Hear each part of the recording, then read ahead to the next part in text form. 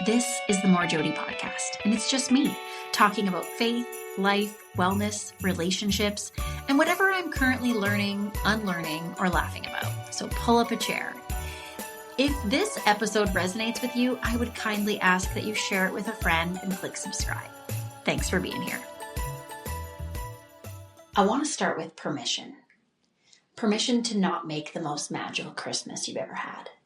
Permission to not fix your family, because FYI, you can't anyway. Permission to not suddenly become a woman who bakes from scratch, wraps gifts like Martha Stewart, and radiates peace while hosting 12 people on 3 hours of sleep. Now, you can do some of these things for sure, but you have to remember that you have one pie. Okay? Picture, you're like, I ate it. Sorry. I think I'm tired. My jokes are always really funny to me, but yeah, you have one pie chart, pie plate, actual pie, and you only have so many pieces. So you can cut big pieces for certain tasks, but then you're just left with like a little sliver for something else. So recognizing how much you have, how big your pie is. So if you're carrying grief and joy this season, welcome. If you love Christmas, but you also feel a little on edge, a little in need of vodka, overstimulated, or emotional for reasons you can't quite explain, you're not broken. It might be menopause. But this episode is for the women who want meaning more than magic, who want to connect with the people they love, and they still want to eat good food and have lots of fun. But this episode's also for the ones who just love Christmas so much, but this year you just need a nap and maybe a snack. This is More Jody Holiday Edition. So we're going to talk a bit today about the pressure, because Christmas has pressure that we don't always acknowledge out loud. Sometimes we do through snide comments, but there's pressure to be joyful. I know I'm like, you might be like, Jody, you put that pressure on us, but I want you to like find the joy every day in your life. There's pressure to be generous. I know I can feel, and I hate it, but I can feel a little stingy this time of year. And that's like the last time I ever want to feel stingy. I don't feel stingy with my time. Maybe that's a lie. I feel like I notice the money draining out of my bank account, right? Like every time it's like every beep at the store of my Visa, like it does stress me out. And so I feel like that takes away the joy around being generous. And yet like seeing someone light up when you give them something they love makes it all worth it, right? There's pressure to be grateful. Grateful for the people in your life. You're like, they could die tomorrow. Like there are all these weird things kind of inside of you, right? There's pressure to be patient. Patient when you're like, you've run out of time. You're at the grocery store. There are 10 people in the express line. One of them has more than 10 items. You want to punch them in the face, right? Like there's this pressure to be patient in a time where tensions and stress feel high. And there's pressure to be fun, to have fun, to create fun. That's probably one of my favorite ones. There's pressure. This one's really getting me this year. There's pressure to be festive. There's pressure to, like, I haven't put up the decorations outside. And I'm not going to lie. I hope my husband's listening. It's his job. It's not my job. I did the inside of the house. But I'm mad about it because he hasn't done outside. And what happens when you create these big, great expectations? My husband started putting up Christmas lights like Clark Griswold, I want to say 15 years ago. And when he started that, it's like everyone loves it. The neighbors love it. Your kids love it. Your family loves it. People talk about it. You know, we make a reel about it on Instagram and that sort of thing. And then all of a sudden that becomes like the great expectation of every Christmas. Well, the first time he did it at our new house in BC, it took him 10 hours. So obviously he doesn't want to keep doing that. And then I said to him this year, it makes me so mad that he hasn't decorated yet. And then we went to Mexico and we're just back from Mexico. And so that's where I have to let him off the hook and then maybe make a new decision. Because I was like, you know what? I think we need to make a plan that maybe we're the people with like a blow up Santa in our yard and not a million twinkle lights on the highest roof line or whatever, right? So I'm annoyed at it, but I got to let it go because it's going to steal my joy and it's going to make me resentful and hold that against him. But then also make a better plan next year. How can you decorate without climbing on the roof? How can you put stuff up without 10 hours of work, right? And recognize that you have the permission to not be the same last year that you are this year, right? You don't have to keep doing 10 hours of lights just because you did it in the past. Pressure to be spiritually grounded, right? Like, what is this season about? What is Christmas all about? Even as you watch like Christmas movies, even if you're not a Christian, you're not a Jesus lover, if that's not where you are, there's pressure to be like, what's the spirit of Christmas? Generosity, love, connection, relationship, right? Like, and then emotionally regulated, which is just really important for all of us. So let's be real. But while coordinating schedules, managing budgets, buying gifts, cooking meals, hosting people, parenting kids, and like kids' sports sort of slow down. And then they're like, oh, don't forget to try out for the spring team, guys. Spring team tryouts start today. So, like there's so much pressure. And then it just feels like where things should release, there's no release. Then you have kids who are feral from sugar and no routine, and you're navigating family dynamics that require a therapist, in February. You needed to prep for this months ago, right? But for women, Christmas comes with an invisible job, and that's the chief magic officer. We don't just participate in Christmas, we produce it. And if something feels off, if the meal isn't perfect, if someone's disappointed with their gifts, if the vibe feels weird, we somehow internalize that as a personal failure. Now this year, I don't ever struggle that the meal's not perfect. I make a lot of perfect meals, I'm not gonna lie. That's like my one area of expertise that I'm not usually disappointed. But my son didn't know, my 12-year-old didn't know that we wouldn't do Christmas gifts because we went to Mexico. And he's like, you can see his face trying to get his head around it. And so that Christmas vibe feels a little off for him. He said to me, there is Christmas everywhere in our home. Maybe not outside, but it's everywhere in our house. And then he says, it just doesn't feel like Christmas. And I was like, is that because you're not getting presents and a stocking? And he's like, yeah. Right? So there's this pressure on him even in that moment to be thankful and grateful and remember what Christmas is about and remember that it's not about, new Panda Dunk shoes or whatever. And then there's also the pressure of comparison, social media scrolling and seeing matching pajamas, families who got their Christmas cards out, because I haven't sent anything. At this moment, it is December 16th. This episode airs tomorrow morning at 5 a.m. Pacific. I have not bought one Christmas gift yet. Not one. My husband bought my father-in-law's gift. I haven't bought anything for my family. I haven't written one Christmas card. And here I am recording this podcast because that's what matters to me in this moment. So there is this personal internalization that if you don't get it right, it's a failure. And when you see all that stuff on social media, it can make it hard on you, right? And meanwhile, you're like, why am I crying in the laundry room while wrapping gifts that I ordered too late? Like I thought today, if I send my parents and my siblings a card today, will they get it? No, they're not going to get it. Like, is Christmas exactly a week from today? I think so. Something like that. And then you add to that the financial stress, complicated family relationships, grief for people who aren't here anymore. I don't have that, but a lot of people that I love have lost people in the last couple of years. I am so blessed to say I had a lot of that in my life years ago, but not in the last 20 years. Kids getting older, traditions changing. Maybe you're an empty nester now. Maybe you have your daughter's boyfriend coming home for Christmas and like, you're not such a fan. And suddenly Christmas doesn't feel right. It feels loaded. And here's the truth we don't say enough. Christmas doesn't create problems. It just reveals what was already there. And honestly, I think PMS is the exact same way. Like PMS doesn't invent issues. It just pulls the curtains back and says, hey, remember this thing you've been pretending you're fine about? Surprise! We're dealing with it now. And with guests in tow to watch how you deal with it. Christmas does that too, just with more tinsel. So we're going to keep Christmas human. And over the years, I've learned something that saved my sanity. Christmas goes better when I decide ahead of time what actually matters.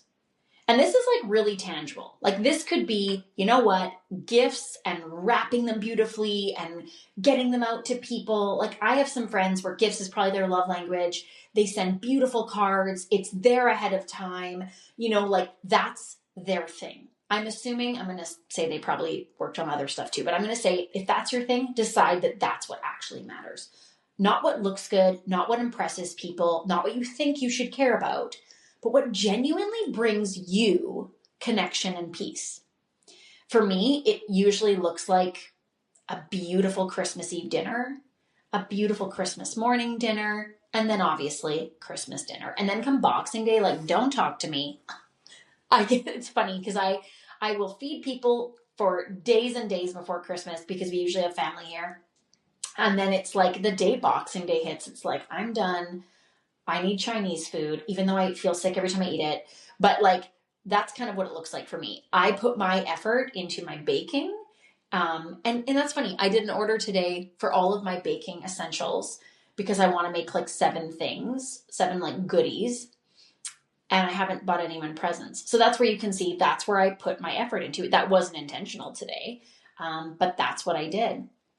So what I should do is focus on a couple meaningful traditions, not 10. One meal I actually enjoy making. You know what I mean? A few years ago, I offloaded the Christmas Eve meal and I said to my guest, can you do the charcuterie board? And can we do that Christmas Eve? So that I didn't have to make that meal. That's something I can offload. If I have extra energy, I can do all 3 meals, right? And then obviously recognizing with some of those, like you don't have to make the homemade cinnamon buns. You can buy them. And that is really hard for me. I will be honest. Like that's because that's my area of meaning and my favorite, I don't want to say chore, but it really is my favorite way to embrace Christmas is through cooking. But then I also want to make a moment for stillness. And I usually do that in my sauna. And then one intentional act of generosity that doesn't drain me. This year, I want to take baked goods to an older lady in my neighborhood. And then I'm going to cut some of her holly off. She's lived here for like 45 years. And I found out recently that I was cutting down her holly and she thinks I was on her property and I thought I was on public property. But anyways, this year I thought, what a cute way after I had that conversation with her to go take her some baked goods and be like, do you mind if I clip a little holly off your bushes? Because she's precious. And I've thought about my interaction with her all month and I genuinely enjoyed talking to her. So I want to spread some generosity to her and take her a little bit of baking. But we don't need more traditions. We need truer ones. Kids don't remember perfection. This kills me actually. Like kids don't remember perfection. They remember presence. That sounds funny. Presence, Presence. They also do remember presents. One of my favorite presents was my mom and dad bought me a boombox. I don't know if I was like grade 3 or something, but my Nana and Papa bought me the Elf. Remember, alien life form? They bought me Elf. And then that year, that same Christmas that they bought me Elf, maybe this is why it's so meaningful, it was like minus 500 in Edmonton. And we opened the screen door to say like, hey, everybody, and the glass shattered in on me. But then I opened my Elf present that I had asked for and I was so excited. And then he didn't talk. And I was like, what? So I still remember that. We still have him. Elf is still in the basement. He's one of my favorite Christmas memories, but also the screen door smashing in on me is probably what makes that Christmas very memorable. But yeah, kids don't remember the perfection. They don't remember how you did the napkins. They might remember if you were a spaz, if you couldn't keep it together, if you're always a hot mess, because you push yourself too hard. You do too many things that don't matter. Because of pressure from society, other people in your family, what have you. But kids remember laughter. They remember feeling safe.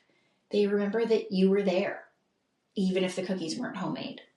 So some of the most meaningful holiday moments happen when things go sideways, right? Like me remembering the screen door, burned food, mismatched gifts, spontaneous laughter, quiet conversations after everyone goes to bed. And that's real life. That's human. And that counts. That makes for good memories. So Christmas has a way of putting us back into rooms we've outgrown. old dynamics resurface, old roles, come back into your life. Suddenly you're 14 again, even though you pay taxes and you own a Costco membership, right? But you might notice people pushing your buttons, expectations that feel unspoken but heavy, a pull to keep the peace at your own expense. But that's where I want to normalize something, because you can love people deeply and still choose limits. That's not unkind. That's emotionally healthy. There's a quote I have that I think fits perfectly for this. And Dr. Nedra Glover Tawwab. But the hardest thing about boundaries is not setting them. It's trusting that they're allowed, right? And so you're allowed to step outside, go to your room and lay down for 10 minutes, shorten a visit, not engage in every conversation, and protect your energy. Boundaries aren't walls, they're just doors with locks. So I think you get to decide who has access. And I think everything in life, and that's like the reason for this podcast, is everything in life is about getting intentional, like realizing the thoughts that are going through your head and engaging with them. Like, why do I think that? Why am I feeling, like I'm feeling intensity right now? Aaron and I recorded an episode yesterday of Relentless and Real, and I was excited to record with Aaron. We had both kind of had a rough couple last days before that. Her with life stuff and a husband out of town with work, and me with coming back from Mexico and everything being canceled and that sort of thing. And what I noticed, and I've been noticing this about myself lately, is when I hear a recording and I'm talking so fast, like it sounds like I'm at 1.25, like you've sped me up. And it, like, as I listened to it, I was like, girl, you are wound so tight. And I think a lot of times you don't hear it in yourself, or you don't see it. I have the gift of these podcasts to keep me honest and real, and to be like, wow, that's really annoying that I do that, because you get to hear yourself. But I think every time we see something in ourselves, see a reaction to something, to look at it and be like, oh, what did I need more of in this moment? And what could I have done better, instead of mindlessly carrying on and then doing the same thing next year.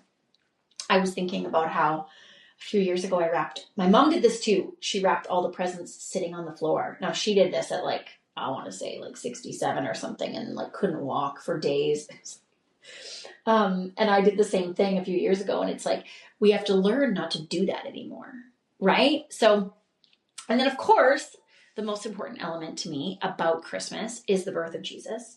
And so the Christmas story was so untidy, right? It wasn't convenient. It wasn't calm. Well, they did sing all was calm, all was bright, but it was uncertain, vulnerable, disruptive. And Jesus was not born into a perfectly prepared home. He was born into chaos, displacement, discomfort, rejection, a lack of safety. Luke 2:7 says, she wrapped him in cloths and placed him in a manger, because there was no room in the inn.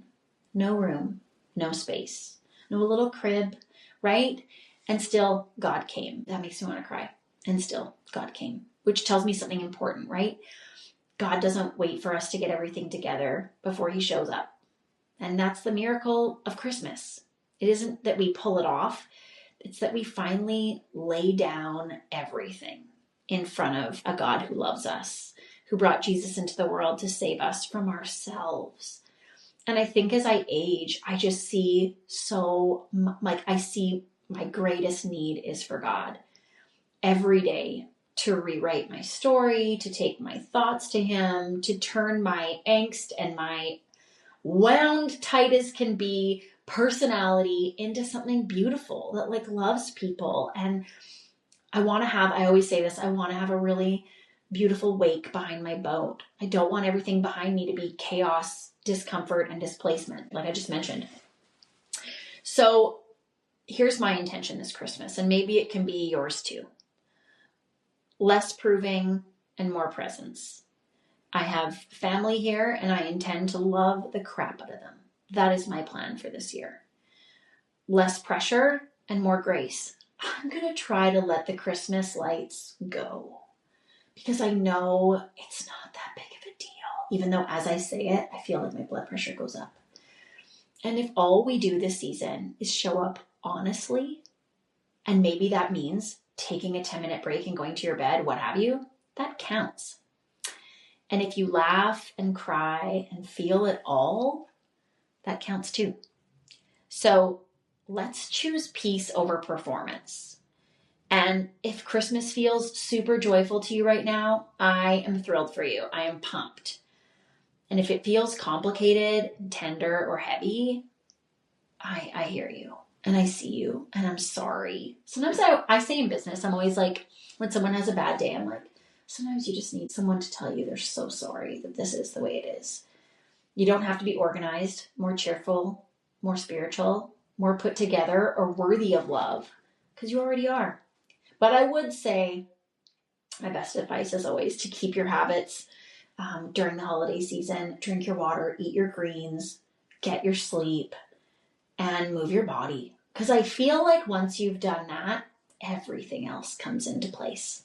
So I hope you take time to enjoy this next week, my friends. Merry Christmas. This is More Jody.